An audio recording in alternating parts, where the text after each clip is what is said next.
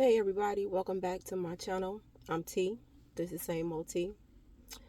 And today I'm going to be telling part one of my Exjw story.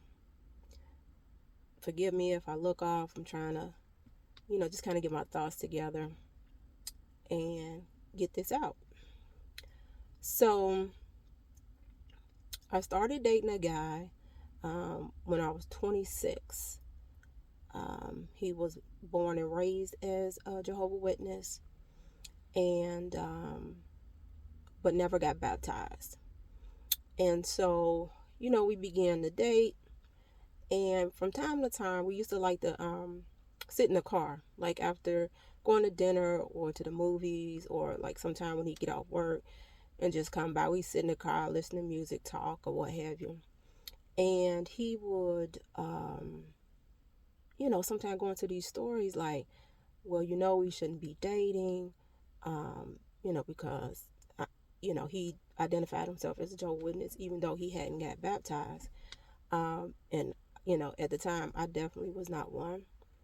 And, sometimes he'd go into these stories about, paradise and the resurrection and, different animals, playing with each other and all this stuff. And he seemed super convinced.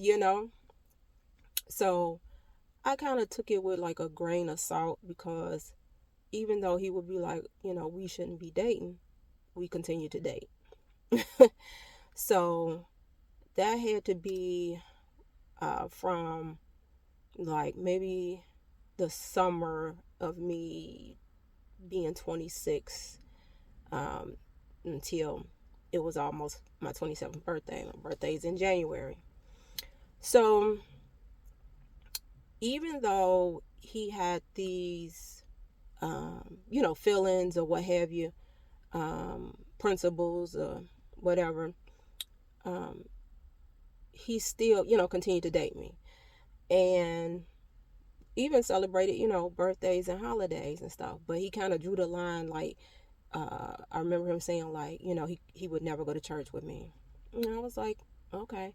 But I thought that was kind of interesting, like, okay, never really met anybody who, have such a hard stance in regards to something like that.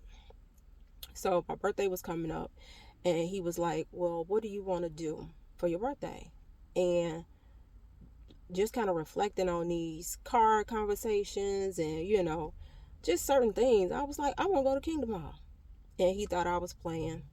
But I was dead serious, because I wanted to see for myself, like, what, what makes him so convinced, of these things that he talk about from time to time.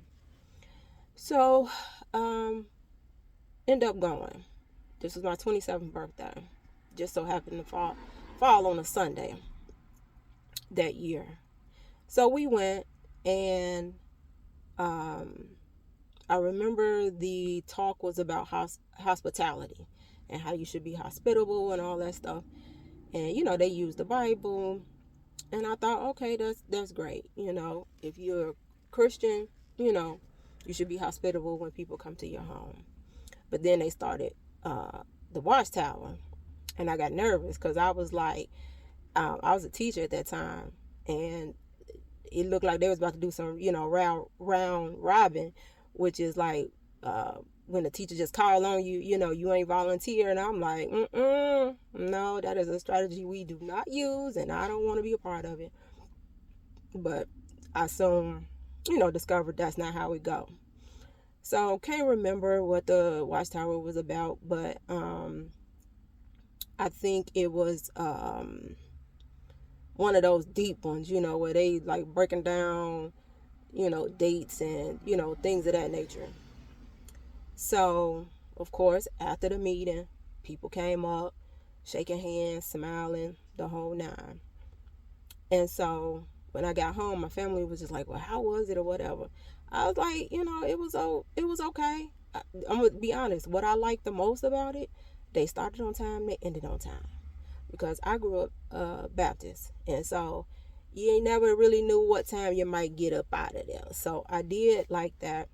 And I remember telling my family that, if this relationship turned into something, serious, like a marriage, I was like, I wouldn't be opposed to going, to the hall with him. But I would have to go to church afterwards. Because I was like, the music and the singing, I was like, yeah, I'm going to need a little organ, little drum, little bass in my life, And so that was that. So that was January of me turning 27. And so, we continued to date pretty much like off and on a little bit. Cause to be honest, and it's like no shade, we wasn't a good match. And just core values, not even the religious part, just core values were not aligned. So we, continued to date on and off. So now I'm 28. And I really wasn't, like checking for him. And had happened to go to lunch with one of my male friends. And I was telling, he was like, well, what's up with old boy, da da da. I'm like, dude, I ain't, I ain't really trying to fool with him. Yeah, I don't think it's gonna go nowhere or whatever. So my friend was like, oh, stop being so mean, da da da da da. Because he had been calling. So he's like, give him a call back. You never know what he got to say, whatever, right? So I'm like, okay. Happened to be around the memorial. So it actually must have been like the day of the memorial when I was 28. I happened to call him at work, and he picked up. You kind of tell it was mixed emotions. Partly happy to hear my voice, but partly was like, man, this girl, I've been calling her, and she ghosted me. That I don't even think ghosting was a word, then. Because this is like over 20 years ago. I'm 49 now. So anyway, talked for a little bit, and then he said he was gonna be leaving. And I was like, oh, you leaving early? And he's like, yeah, I gotta go to a memorial. So I was like, oh, who died? And he said, Jesus. I was like, what? And he was like, Jesus, it's the memorial or whatever. Like, you remember, I told you about it or whatever before. And so he's like, you want to come? And I didn't have nothing to do. And again, that little bit of curiosity, like, wait, this dude kind of out here living his life, but then it's these, things that still kind of got a hold on him that he comes back to. So I'm like, sure, whatever. So he was going. He wasn't a regular goer to the hall, so he was going to be attending his dad's Kingdom Hall, which was in the suburbs. And so got the address and met him out there. So I'm asking him questions. He couldn't answer. He really couldn't answer. And so a brother came by, and he, introduced himself, of course, and all this stuff. And so the guy I used to date was like, yeah, she got a couple of questions, about. I think I want to know, like, how are people supposed to know if they're anointed? If they're the ones that's supposed to take the bread and wine, like, how do you know, right? So to make things flow, the brother who came over and introduced himself, I'm gonna call him Big Fella, okay, brother Big Fella.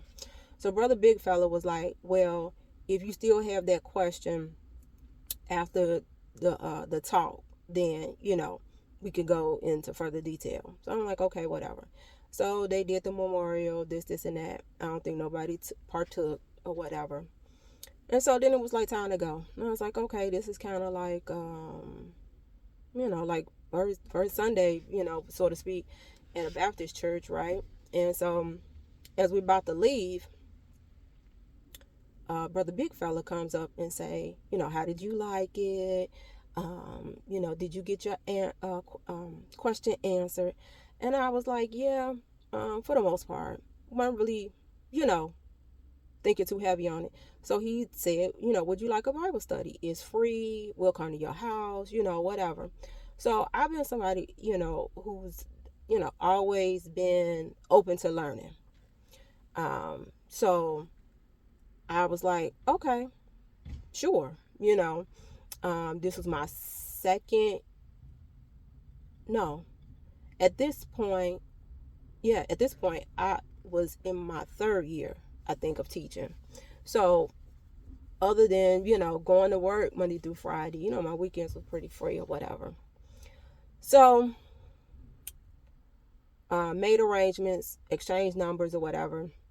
I think he called like the next day and set up a time to come like that Saturday. So Brother Big Fella and his wife came. We started, I think, in the I think it was called the requirements brochure. And I don't think we started with lesson 1. I think they was like, look through what kind of sticks out to you or whatever. And so can't remember what the lesson was. Might have been, why do we die? Because since I was like in 5th grade, that always been like a thing for me. Well, why do we die? Why do people have to die? And what happens if, your favorite people in the world up in heaven, but you down here, or vice versa? I always used to, think about that. Like I say, as young as being in 5th grade. So whatever, got through the lesson. They were like, is it okay we come back next week? I'm like, okay, cool, whatever. And so that went on for, a couple of lessons. And so then, now this is Brother Big Fella and his wife coming to my apartment at the time. And so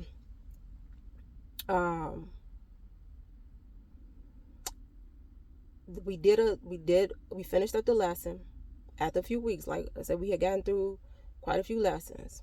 And so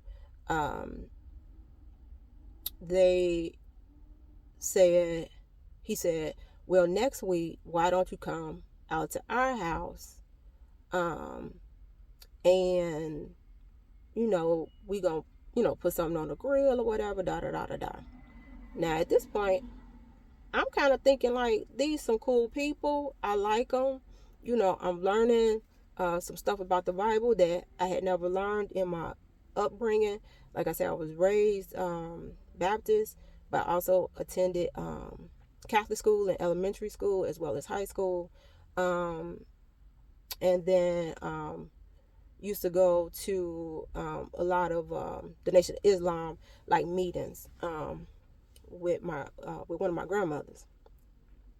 So I felt like I was a pretty open person when it came to religion or whatever.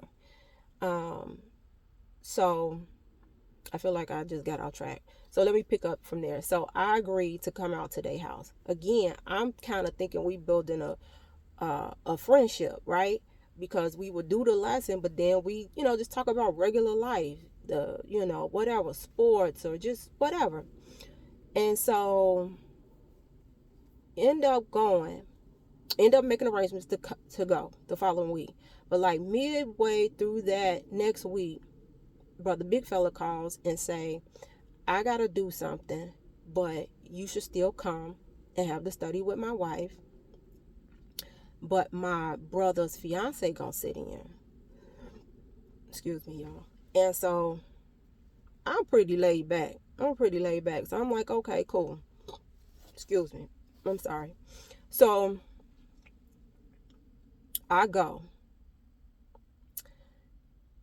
And you ever walk into a place and you could just feel the energy? You could feel the energy ain't right, ain't what it was. Like, that's how I felt. Like, I felt instantly judged by the brother's fiance. So we sit down, and when I say she drilling me, like drilling me, right? I'm getting heated.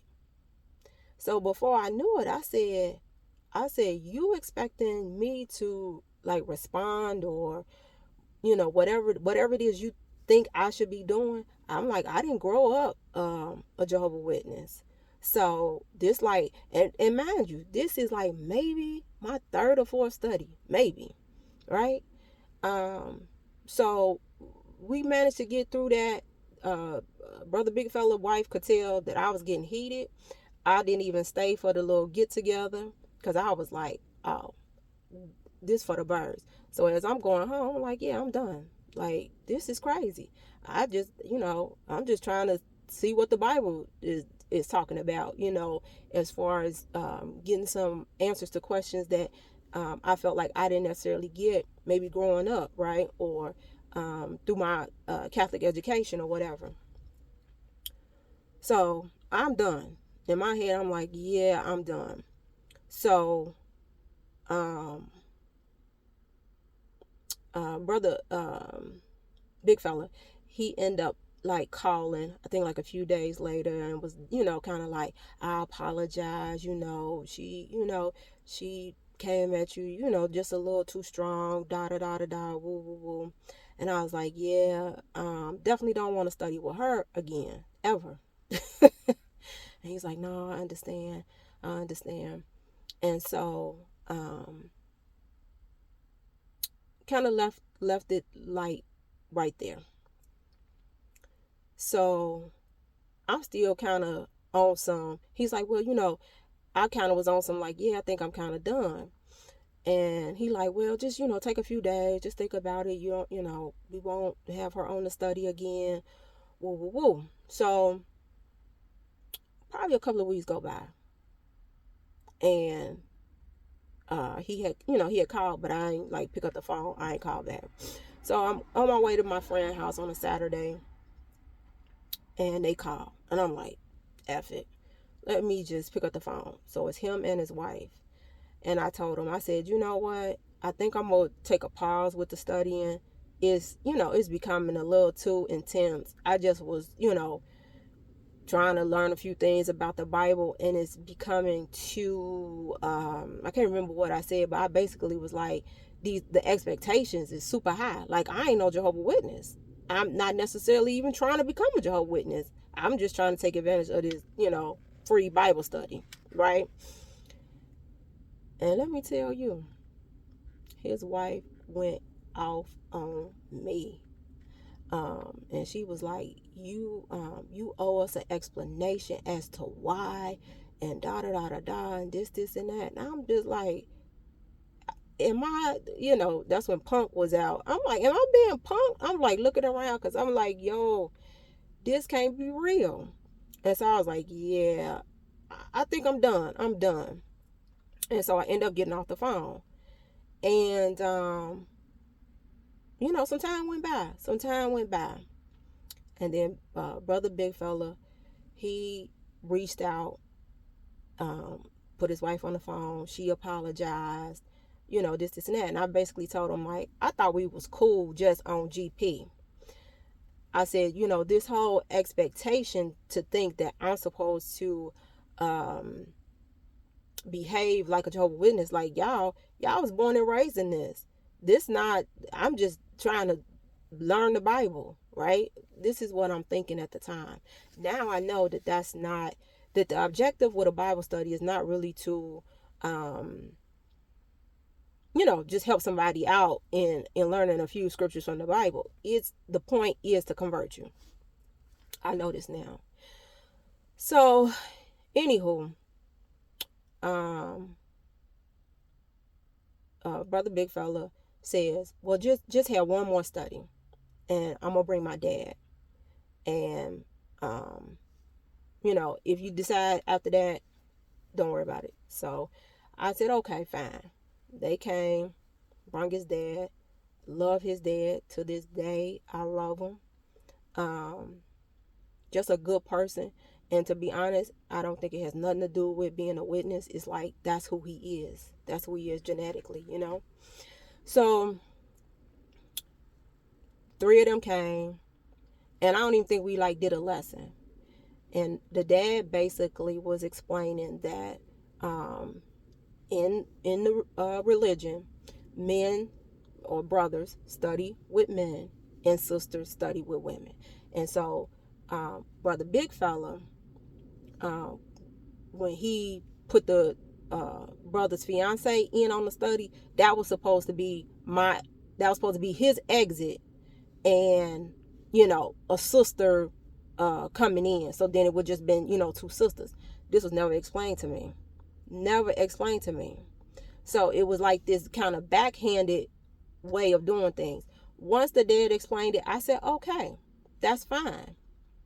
And I'm trying to hold off this one point, but maybe I should just say it here, and maybe it'll come back up later in my story somewhere.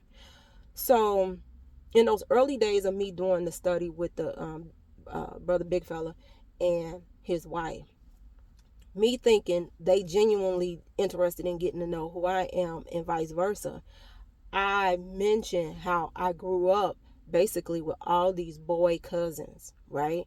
How, I have these uncles, and I spent time with my great uncles, and I spent time with my granddaddies, and I fished, and I did this and this.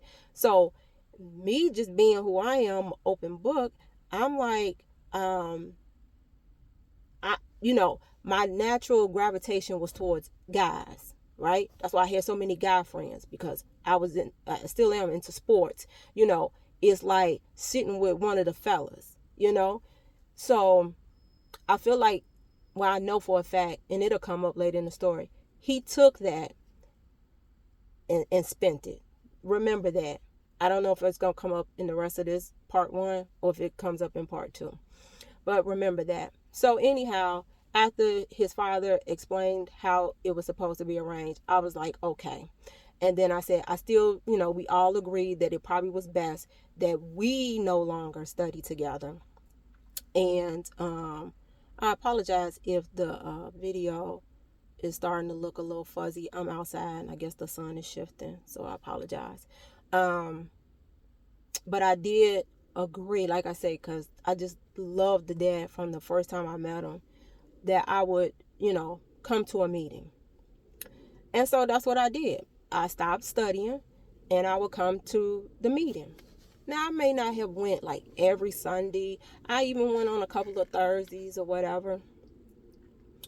And so people, started speaking and things of that nature. And I would just kind of do that. And I did that for a while. Excuse me, y'all. Excuse me. And so, getting to know people, right? So now it's like, all right, you got to piss or get off the pot. You can't just not study and, come to the hall 3-4 times a month. So, brother big fella, like, you've been coming, people know who you are, yada yada. Who do you think you might, what sister you think you might want to study with? So it was 2 particular sisters. We'll call one sister Sassy. And another sister Long-Winded. Let's just call them that. So I said, what about Sassy? So he went, supposedly, come back. Next time I come to a meeting, Sassy say she can't do it. And I'm like, And I felt I was like, okay, by this time I'm realizing, like, having a study and a so-called progressive study, like somebody who ain't dodging you, every week, that's a big thing, right? So I ain't feel a way, but I was just like, wow, that's interesting. Okay, maybe I was mistaken. So I said, okay, well, what about Sister Long-Winded? He supposedly asked her, and he come back and say, she like, no, got a lot going on family-wise, teenage kids, blah, blah, blah. So I felt the kind of way, because I'm like, these like the first 2 sisters who come and say something after the meeting to me, right? Either compliment something I got on or whatever. Like, cool, like giving big sister vibes, because they older than me, but not as old as my mom. So I'm like, okay. So I'm still kind of doing the song and dance, because at this point, I'm not really feeling nobody. If them 2 those were the 2 that I felt like was as that we probably be on the same page as far as being able to study or whatever, and it not turn into a hot mess like what happened with the married couple. So then he comes one day and say, what about Sister Righteous? Sister Righteous, rest in peace, is, everybody knows this type of sister. Like, by the book, A to Z, right? Sit in the front, no, the Bible back and forth. And so I'm like, all right, whatever. Now, of course, he go ask Sister Righteous, and she say, of course. Now, she a pioneer full time, right? So, of course, she gonna take that. So we exchange information. We start studying. I think we might have did 1 or 2 studies at my apartment. At that time, I was just about to close on my house.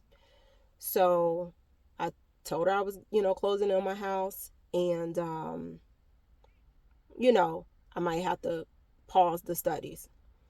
And it was like the end of the school year too, right?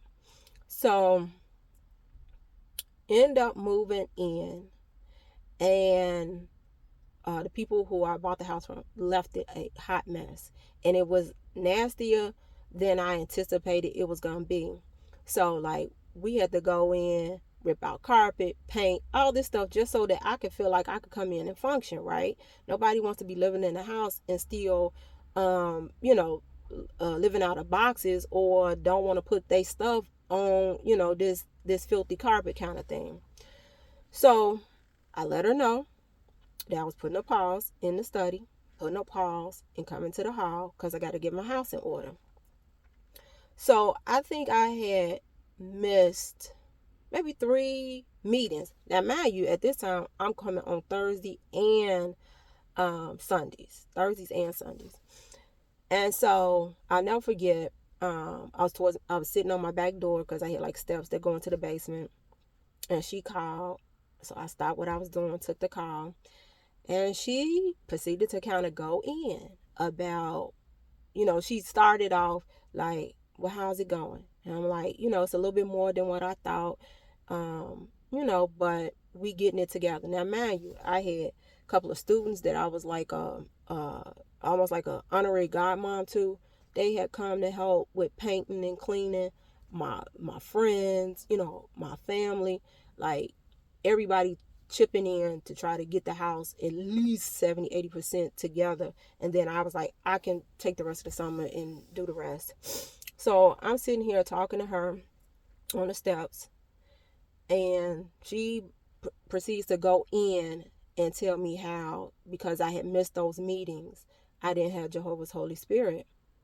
And I was just like, what?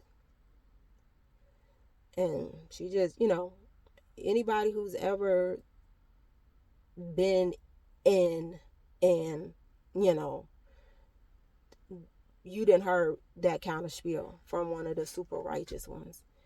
And so it kind of hurt my feelings, because it's like, who are you to say?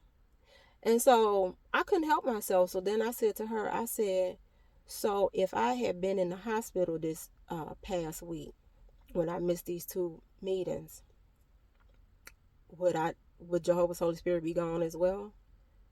And she just held the phone, and I can guarantee she had smoke coming out her nostrils and her ears, because now I know in hindsight that was some thinking, and they don't like when you think, and I learned that early on too.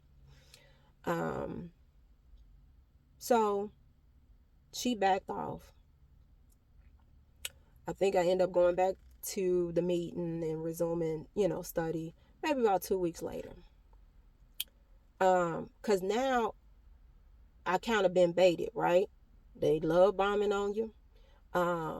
They're making you feel like you're one of them, even though you're not baptized. You're not a unbaptized publisher or anything like that, right? So she was coming to the city to do my study. So then she's like, well, won't we do this? And then now I think about it, I'm like, this was to guarantee that I still be coming to the meetings. We in that, since it was the summer, we would do the study. Excuse me, y'all.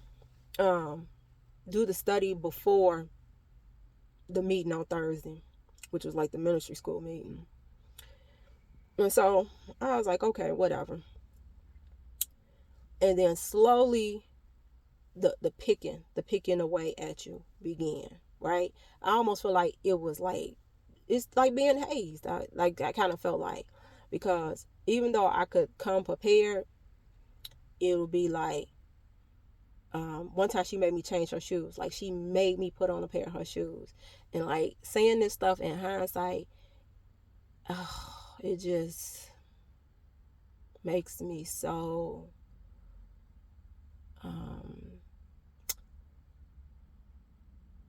don't know what's the word, because like, I feel like in my real life I would never let nobody do that to me. Do you know what I'm saying? And people who know me, it's people who been knowing me a very long time.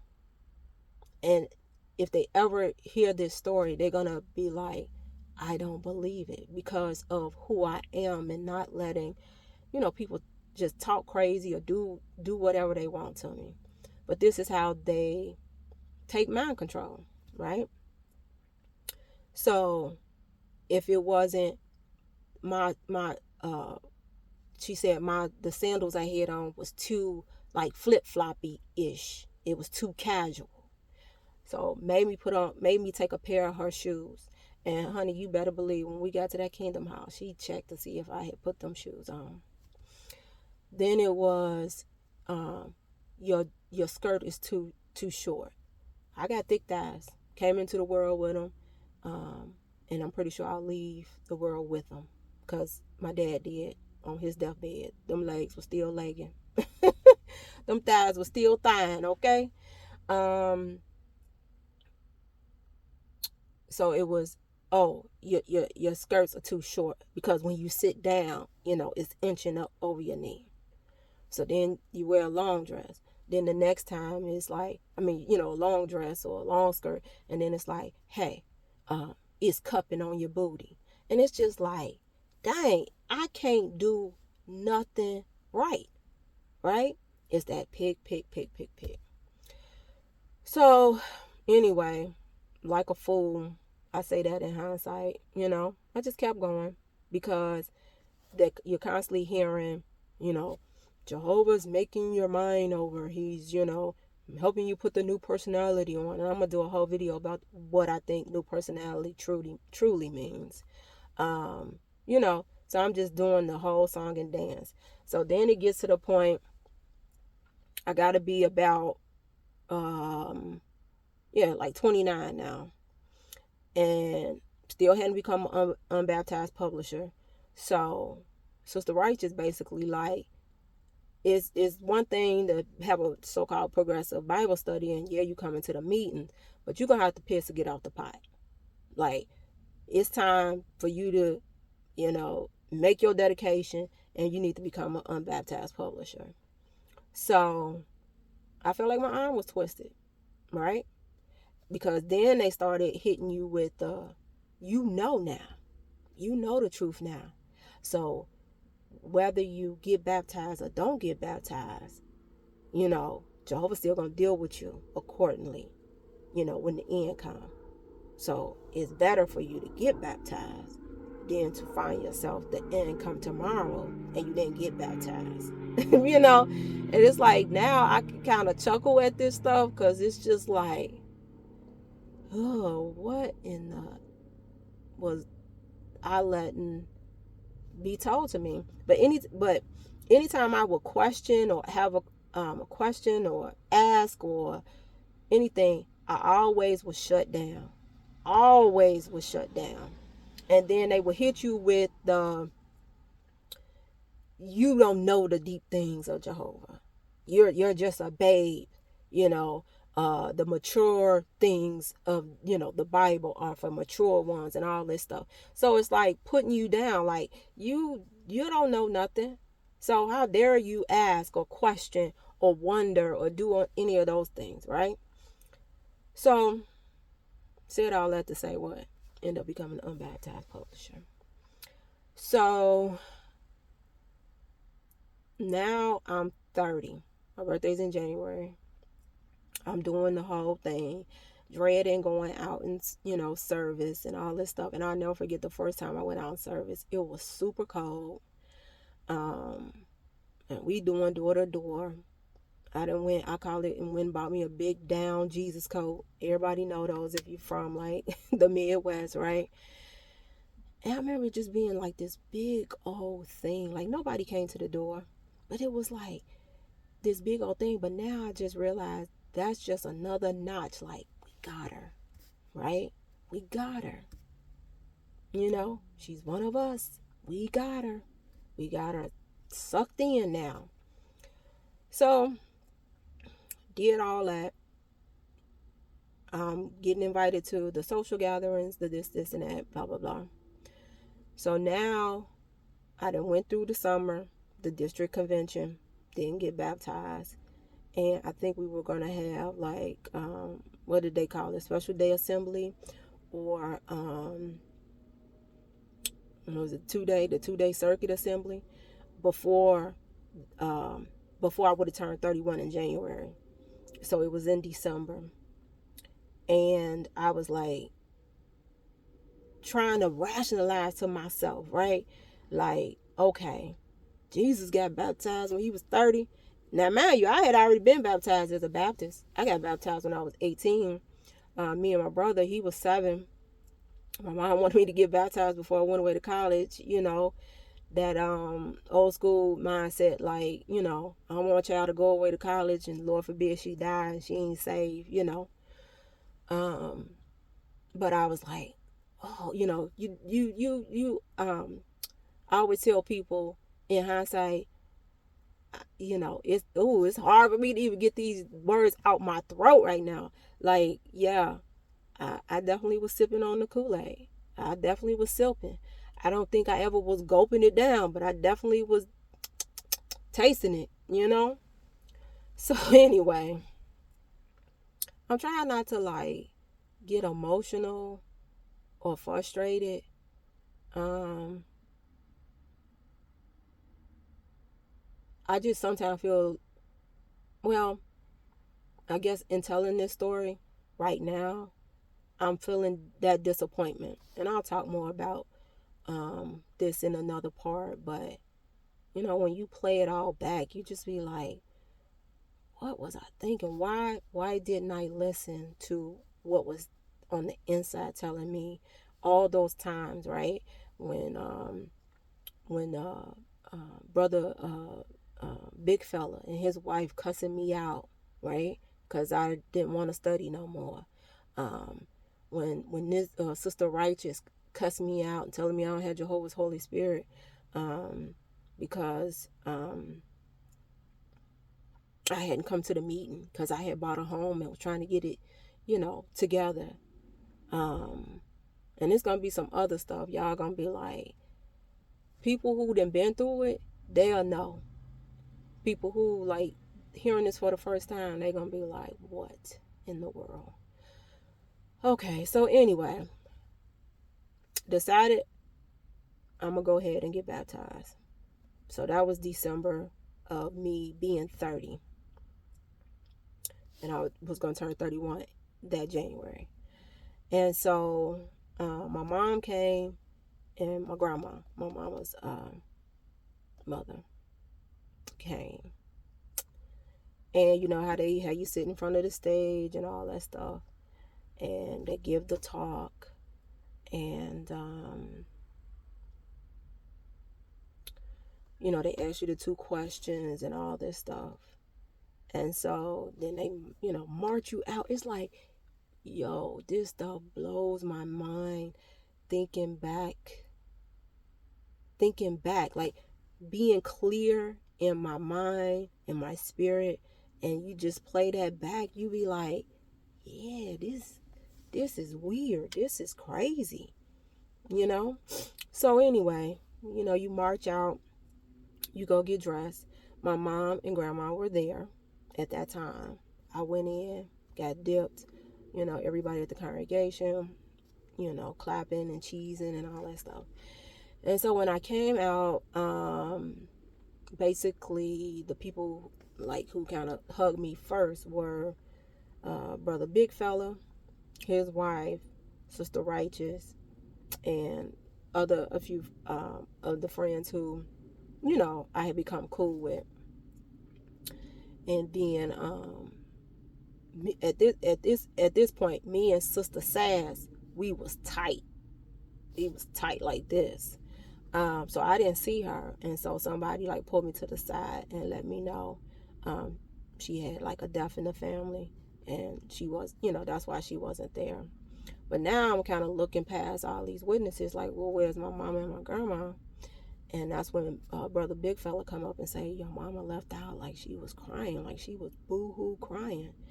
And I just kind of brushed it off as, oh, my mama, she a cancer. So people who know like cancers know, right? So she a little bit of like a crybaby, right? A commercial can come on and she be full blown crying. You know, one of them little kind of semi sappy stories come down Facebook timeline and she be crying. So I just chalked it up to my mama being a cancer. But what I learned, ooh, I feel a little bit of emotion. I don't want to cry. What I end up learning, and I think this is where I'm going to end part one, is that as my mama and my grandma sat there supporting me, right, even though all this time, you know, it ain't a meeting that go by. They ain't basically telling you that your blood family ain't nothing. Ain't a meeting that go by. Ain't a outing out in service where they telling you your blood family ain't nothing unless they want to become one of Jehovah's Witnesses. And my mom and grandma sat there in support of me, of course not being happy about this choice, but recognizing I'm fully grown, you know, and they love me.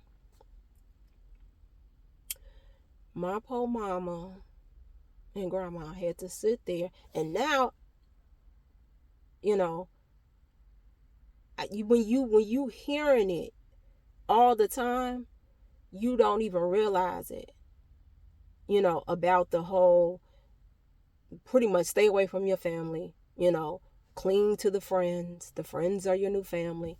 And basically that's what my mama heard from that morning section of that assembly, that if your family ain't trying to become Jehovah's Witnesses, if your family got two negative words to say about you being a Jehovah's Witness, cut them off. Cut them off. And my mama was scared. My mama was scared. I'm not gonna cry. My mama was scared. Cause she like, oh my God, my daughter is in some real stuff. And there's a chance she might not rock with me no more like that.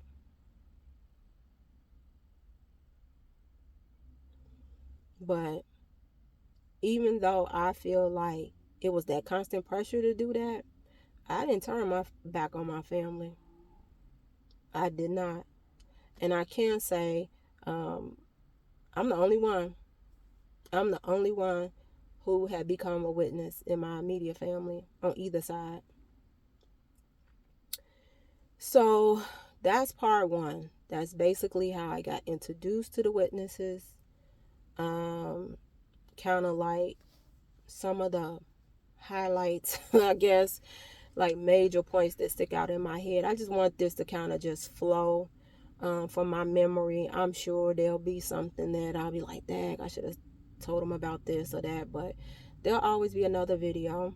So this is why I'm going to title this Bait and Switch, because that's what it is. When you come into the hall, they will make you feel like you are the best thing since sliced bread. Okay? The best thing. And as soon as they kind of got I'm sorry, y'all. I'm sorry. As soon as they kind of got what is it called, talons, like the what is it, hawks or whatever, they fangs, they nails, they claws in you. Just imagine if you had the claws of some big eagle in you. You trying to pull away, it's gonna be tearing at you. You know what I'm saying? And that's just how it is. So is it better to keep trying to tear away, or just kind of go in the direction of what the eagle wants you to do, or that animal, right? That's how I kind of compare it. And the minute I came out that water, the switch was on. So I'm just gonna leave it there. And I'll come back with part 2, which will basically pick up from when I got baptized until my father passed. And that will be part 2. So for all those watching, give your girl a like. It takes courage to come out and tell your stories, especially when you're dealing with an organization like this. I'm kind of jumping ahead a little bit, and I know I said I was going to end this, but I really only had 2 people who still talk to me. And I'll get into how long it's been since I left. So remember, baptism was 30. I was 30 years old. I'm 49 now. And yeah, there's a very good chance if they ever see these videos or hear about these videos that will be coming, that they won't talk to me no more. But what can I do? I gotta tell my story and be true to myself, and allow myself to be free, truly free, by telling my truth, okay, about the truth. And I'll miss them, but what can I do? I gotta be true to me, and that's what I'm on right now. So, give this video a like. Consider subscribing. Like if you watched my intro video, I got a lot of stories. They will not all be JW based, but informative, entertaining, and all the things nonetheless. Well, y'all have a good one, and I'm out. Peace.